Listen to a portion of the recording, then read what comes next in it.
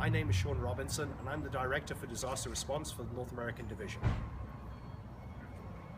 I'm Jim Oliver. I'm the Disaster Response representative for the Northern California Conference. And my name is Seth Cantu. I'm low man on totem pole. I am the facility coordinator for the Lakeport Upper Lake churches here in the Lake County.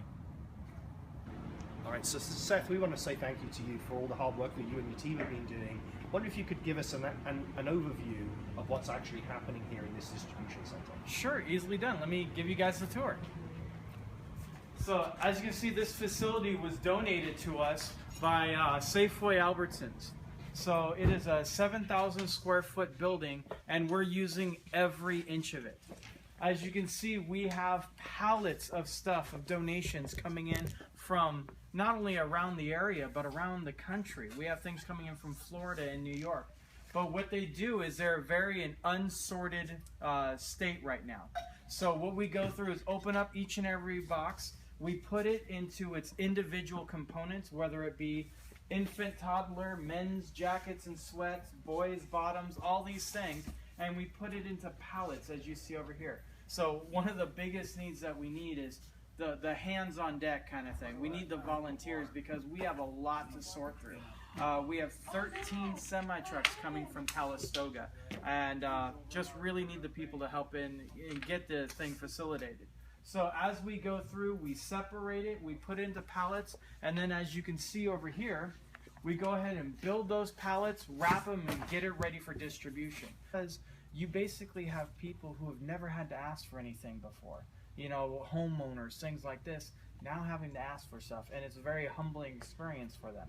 So if we could set it up like a store where they can come in and look for what they want, select it out as if they're shopping, that really sustains their dignity, as well as we can go through, put them in the database, see what they're getting, and we can kind of weed out the ones that, you know, take 50 pounds of food today and come back for another 50 pounds tomorrow.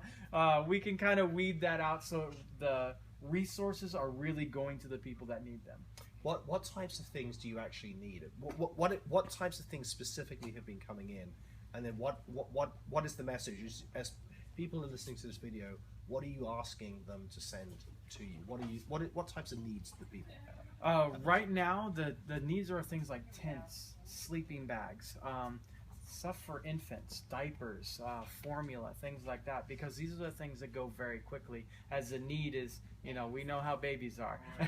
They go through a lot of diapers a day, and so things like that where the need is quickly, but as we start progressing, as we move forward, the needs are going to change. So what they're going to be changing to is from clothing and toiletries to furniture. Now, granted, right now we do not have the facility to get those furniture in yet, but we're moving in that direction.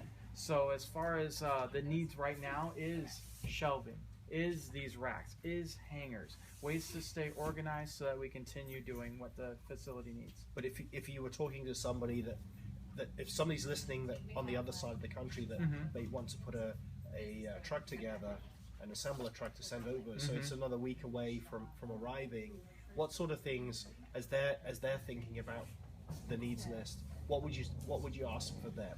A week out, 2 weeks out, 3 weeks out?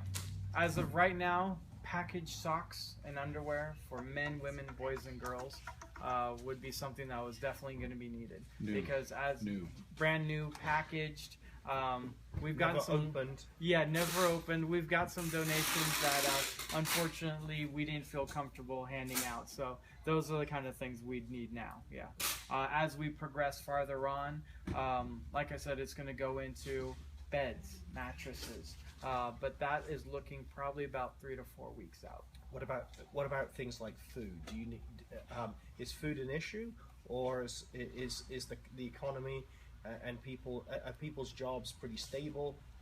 Is money kind of flowing, or is there need for emergency food? There is a need for food, but right now you have places like the Safeway Albertsons has been opening up their doors and been very generous, and even places like UPS who have given us tractor trailers to fill with storage. They've given us a refrigerator one for X amount of time, which we really appreciated. So it's really the relationships that we're building with other companies and entities within the community. I've been really proud of this community. They've really come together.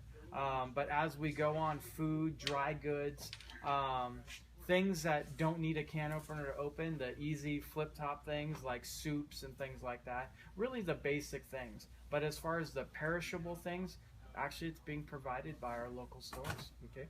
Now, what about let's talk about what we talked about tents as something that people need. We're kind of trending towards the winter. Yes. What if people are going to be living in tents? What other things? What other things are they going to need to kind of give them at least some warmth during that winter time period? We're obviously we need those blankets. What we want to do is kind of lift people up off the ground. You know, things like air mattresses are great, but they're not really conducive to outdoors unless it has a built-in battery-supplied pump. But those things are the things, they deflate a little, they're going to be outdoors, things like that. So cots, so we can lift them up off the ground, we can get them in a warm blanket. We have had wonderful things with Army surplus. We have gotten in what are called mummy or cocoon bags, where basically sleeping bags that collapse to only your face being seen. Those have been wonderful. So if anyone could just even go to an Army surplus and get kind of those things to us, they are built for winter, and that would be one of the things that'd be definitely needed.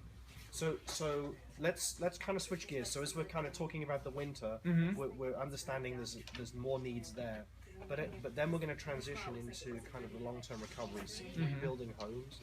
So maybe 6 months out, would you say, would be when things like furniture. What other things? Building supplies? Well, thankfully with FEMA and groups like this, they're already getting them into temporary housing. And some of these things are already have furniture in them, or some of their demo units and things like that. But that's just the immediate stuff.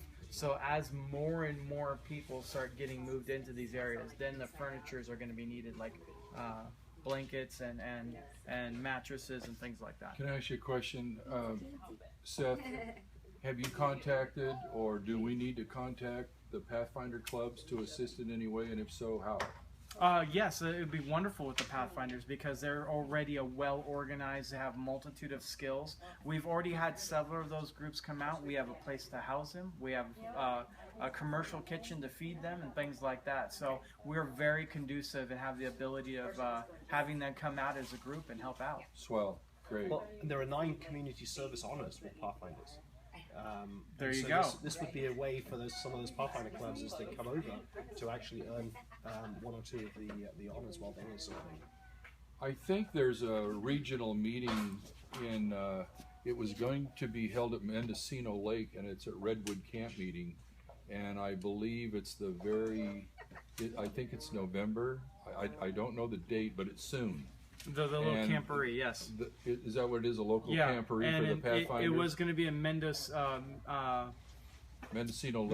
Lake, but yeah, that got transferred over to where because we of the normally drought, have the the redwood. water's almost gone out of Mendocino. So, and that's the neat thing is the resources that we have, the Seventh-day Adventists, like the walk-in freezer that was at Redwood Camp meeting has been donated to us. Oh, amazing. So we have been able to use that, and that has just been a tremendous blessing. Sure.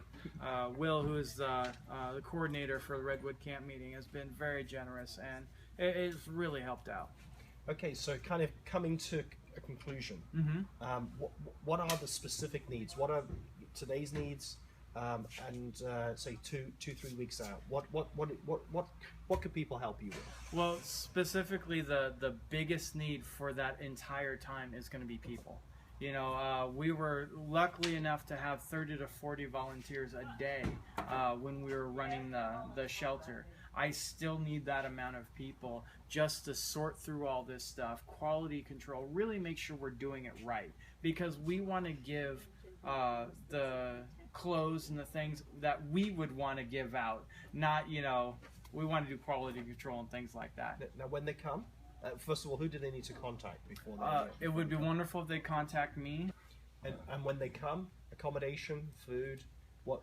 We have 3 meals going a day. As far as accommodations, we have a variety of things. We have people have donated RVs to use for now. As well, we have room in the church. It really depends on how long they're staying, what their need is. But all they have to do is contact me. In case you guys need, my number is 530-1560. And it's, or you can call the Lakeport Community Seventh-day Adventist Church and contact with them. We'll get it organized, scheduled. So, but also if people have a weekend and they want to just come up, you don't have to schedule that. Just come on up and we'll make sure it's ready. Well, and this is a great way to serve not only the community, but also to serve Jesus, the people in Christ's name.